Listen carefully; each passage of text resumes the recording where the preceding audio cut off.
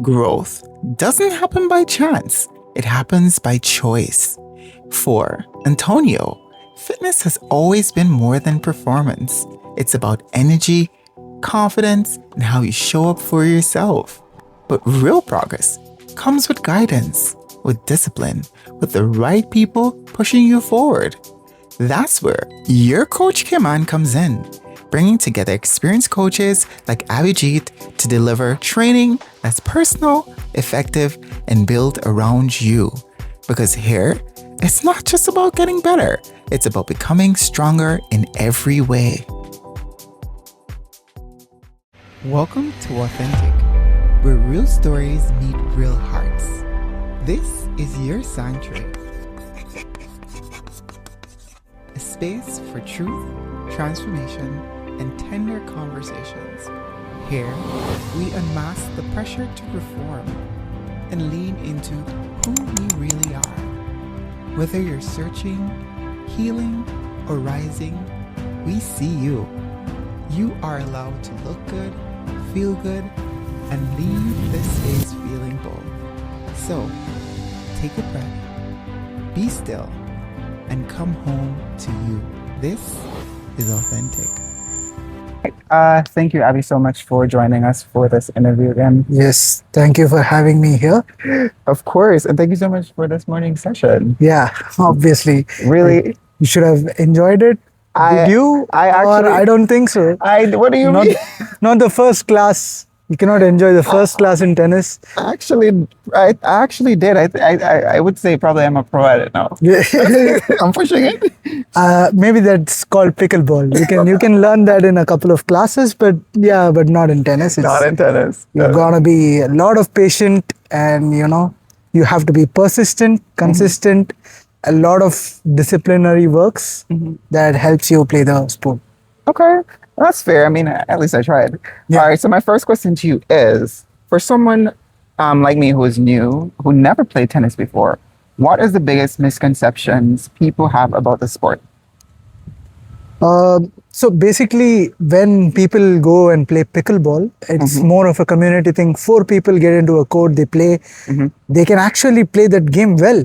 But in terms of tennis, just like how you asked me that we're going to play a match. Yeah. So I think that's where people get it wrong. Because unlike tennis, I think most of the sports, you can. But in tennis, we need the solid foundation, the footwork, the fitness, the mental preparation, the tactical aspects. There are a lot of things just to play a match. That goes into it. Yeah, it's not just winning the match. I'm just talking about playing the match, participating in that. So other than that, you have to go through a training program in order to actually play the match completely. And you have to be physically fit, which I can see that you are already. I can see the shape in you, but I don't have to, I'm not in the best shape right now.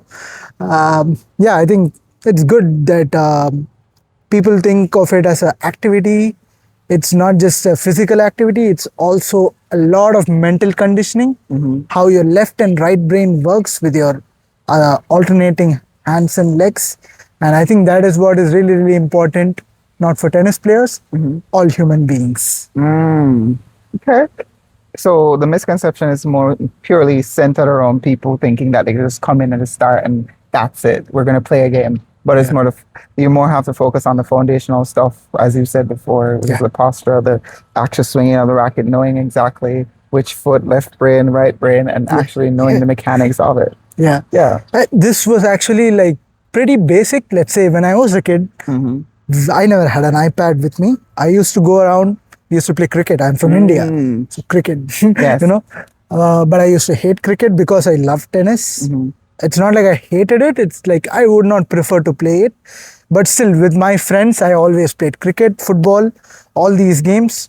And this was from the young age, before I even started school. I go around, I play, I'm kicking some balls. I'm having that coordination trained automatically, which is not happening in the current generation because the kids are very much, controlled, pampered. They want to be in a very safe environment. A digital world. It's a digital world. Yeah. I agree. All right. So my second question to you is, Do you have to be a natural athletic person to actually start tennis, or it's something anyone can learn? Being naturally athletic always has its perks, be it tennis or any other sport. Obviously, you have a advantage. Consider me. The reason why I couldn't become a tennis player is maybe because I was not 6 feet tall. You can see the top 20 players; they're all They're all up they're all there. tall. Okay, so we average height people, we cannot actually compete and overpower them. There could be like very few, like Sachin Tendulkar in cricket, or let's say Brian Lara. All these people were short, but they were exceptional. They're called god of the sport. So it's obviously I cannot give that as a reason, but Yeah. in terms of tennis, I feel that that's going to be one of the major aspects. So the physically overpowering thing is being tall can be helpful, but at the same time, it doesn't mean that short people cannot play. It cannot play. Yeah. We have higher center of gravity, more balance, no low back pain. So yeah, it's good. Oh wow. Being short is also has its own perks. Also has its benefit. Oh, that is good. That is sweet. All right, so we're gonna move on to the more mental health aspect of playing tennis. All right, so my question is: we hear that exercise releases endorphins. Yes. But what actually happens in the body when we play tennis? So when you engage in different forms of physical activity and which is calculative and also mindful, that means you know what you're doing. And let's say whenever you hit a forehand or whenever you hit a backhand and you'll feel that sound and these let's say uh, auditory Stimulus? stimulus, yeah. Auditory stimulus that you get is what actually activates these hormones. It's more of dopamine release, and I cannot like go into the specifics of the Yeah, hormones. which is understandable, yeah. So endorphins, dopamine is the main form of release, and you also have noradrenaline. So that is also it also plays a very huge impact when you're like running and panting so hard. You have adrenaline release, and that is what is very beneficial. Instead, people will think, okay, I want to lose weight. No, you're not losing weight. You're actually here to release these hormones that are being like not being activated most of the time, because either you're sitting 8 hours in a classroom listening to something that you don't even want to, Yeah. rather than doing 1 hour of tennis, me being much more beneficial and also helping you to focus 8 hours in your school. Yeah. I think this has to be an integral part of whatever you're doing. Yeah, your lifestyle. Yeah. Yeah. Let's say, especially in the Western world, you have a huge college tennis scene. Let's say you don't win Grand Slams or anything. Yeah. You still have an opportunity to compete with very good level of tennis. You get to experience this. It's not about winning the Grand Slam. It's actually about playing very good matches with good tennis players. Agreed. Yeah. Agreed.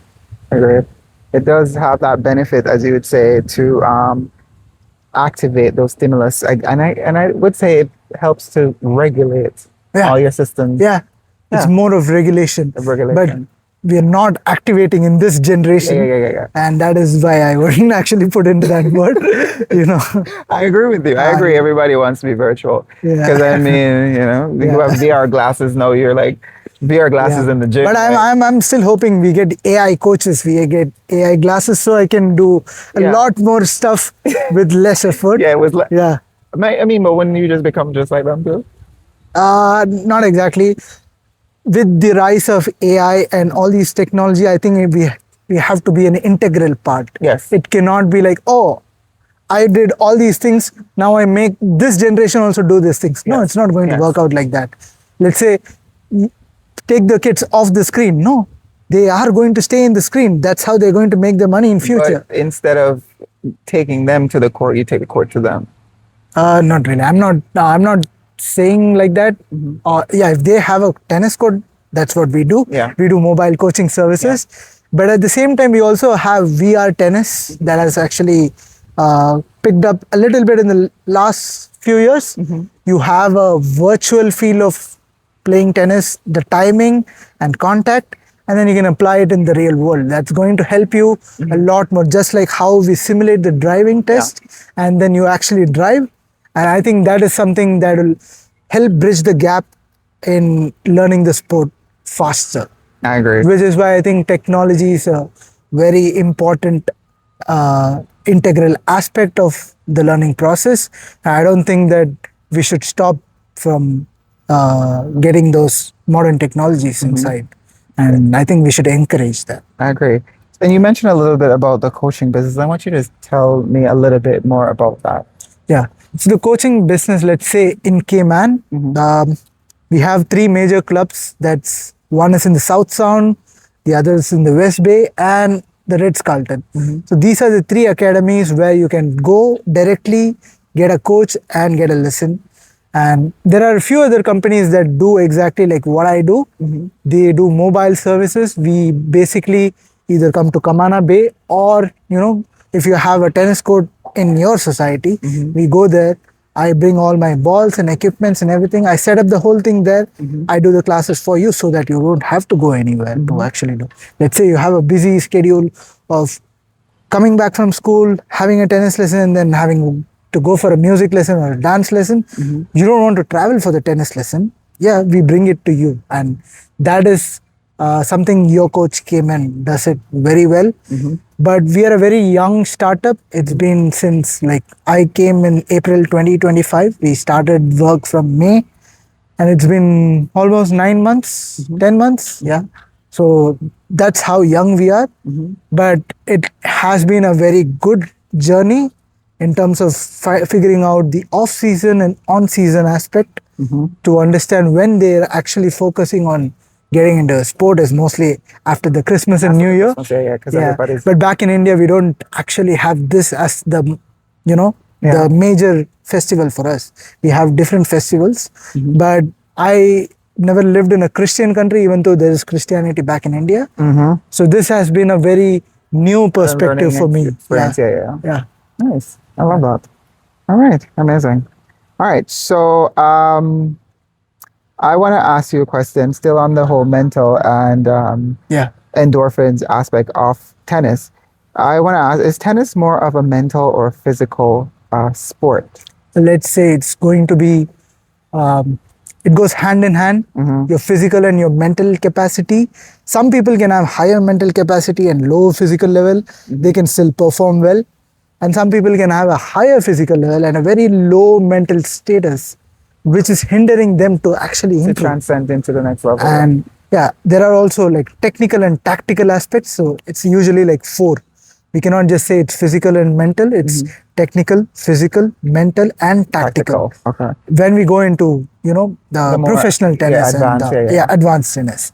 But when you're doing it at the very basic level, you can actually classify it as physical and mental. You're not going to have a lot of mental conditioning in the early stages, but once you start to play regularly, you will understand the mental aspect behind it, because you're still new to it. You won't be able to differentiate that. Yeah, I like that. All right, so in a lot of sports, we talk about discipline, we talk about growth, we talk about building confidence, and as you said, there's a tactical level and a tactical aspect to it. So it leads me to my other question, which is, what does tennis teaches someone about discipline? Basically, I think I was a very, very short-tempered and an impatient person growing up. Okay. And that didn't actually hinder me. I was very, very gifted in terms of tennis. I was very fast. I used to run fast. I used to hit the balls fast. It all worked very well up until I went to the men's category, where I actually stopped my playing career. But I think towards that, let's say around the final year of college, I got into coaching, which taught me a lot more about patience and discipline and what the sport actually provides us. Because I grew up playing the sport, but I did not play the sport after growing up. And I teach people to do it, and which is why I feel that, I've learned a lot of stuff, not by playing tennis, but actually by teaching it. And also making people, because I was so gifted, I want everyone to be playing like You're not just, not following the rules and just trying to hit the ball. No, I want them to play just like how I can. And some people have a natural gift of how to hit the ball, how to Yeah. have a coordination. So it all depends from person to person. Me and my elder brother, we grew up playing tennis. Let's just say that he was not as gifted as me, but his effort, his persistence, his patience, he still plays till date, but he doesn't work as a tennis coach. He works at Reddit.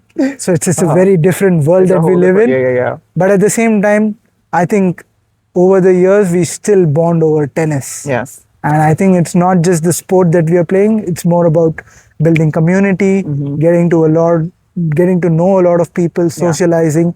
I think that is what is missing in this world right now, and not the playing aspect. And which is why I feel that playing tennis or pickleball or whatever sport that you can choose, I wouldn't, even though I would prefer tennis over pickleball, pickleball has its own perks. Let's say it's a small set piece of tennis and you play pickleball with very different shots. And once you play those different shots, you can also apply it in tennis. And that's how, you're playing variety of shots. Yeah. And that's what we are looking for, more variety. More variety. Perfect. All right. So we breezed through those questions, and I mean the show is called Authentic, and as I explained to you, it's about authenticity, healing, and all those good things. And I could not come today, play the game, and not ask you the most incremental question. What does authenticity means to you? So authenticity, let's say I'm a tennis coach. Yes, sir. And I was back in my country. We had a lot of tennis coaches, very good tennis coaches, very good academies that are producing good players. But I was a very good tennis coach, but I was not having the career that I wanted. I decided that day, let's not prove to the world that I'm a good coach. I don't want to go and tell them that.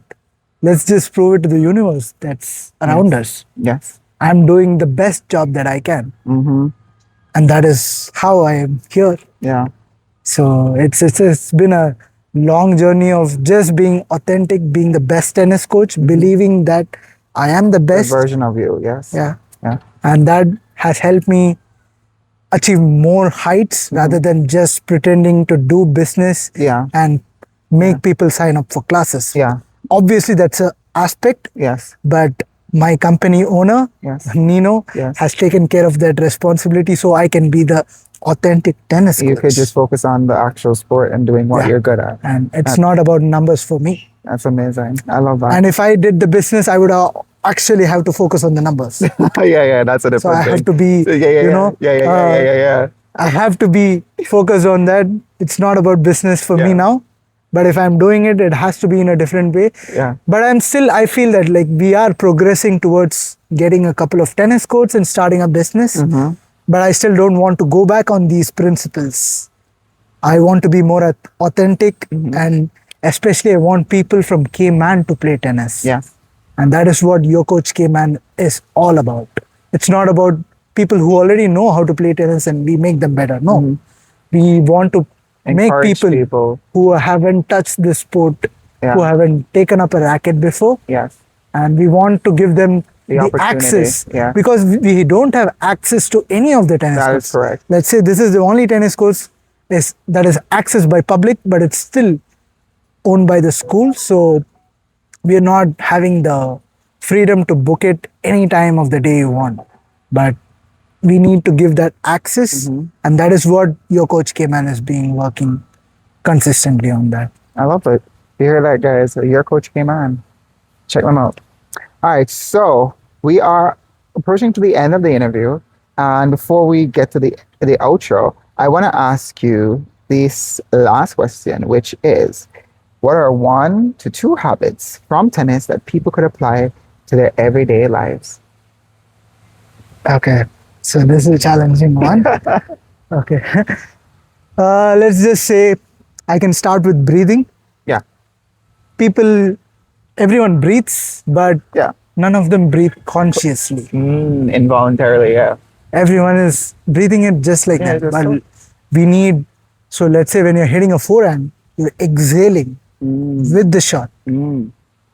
it's still happening involuntary. Yes. But what I would suggest, even for tennis players, big tennis players like Federer, Djokovic, they all did breath work and yoga, and that is the foundation of why they are goods, and not because they how much work they put in here. It's the foundation. The way you breathe, the way you move, is all that's going to define. Yeah. And in terms of, I can add another aspect of, having rituals. You have some, let's say you're going to serve, you're going to bounce the ball, you're going to think about it. And everything in your life, let's say you're going to study for an exam, you need a plan, you need a ritual. Correct. And you should be going through that process over and over again. And I think that's what tennis would teach people in real life, and that's what we should apply. And we have to have short-term, long-term goals, achieve the short-term to actually achieve the long-term, and go step by step. I I agree. think that is what tennis will teach you. Tennis will teach you patience, consistency, persistence. I think this is what we have to focus more on. Yeah. Yeah. I agree. All right. So, why is investing in your physical health really an investment in your future self? Let's say your net worth is actually defined by the health inside you rather than your bank balance. I would never ever think that, okay, the bank balance can help me. Let's say you're rich enough to get all the treatments in the world, but if you're healthy, I don't think you have to worry about a lot of things. Yeah, that's so true.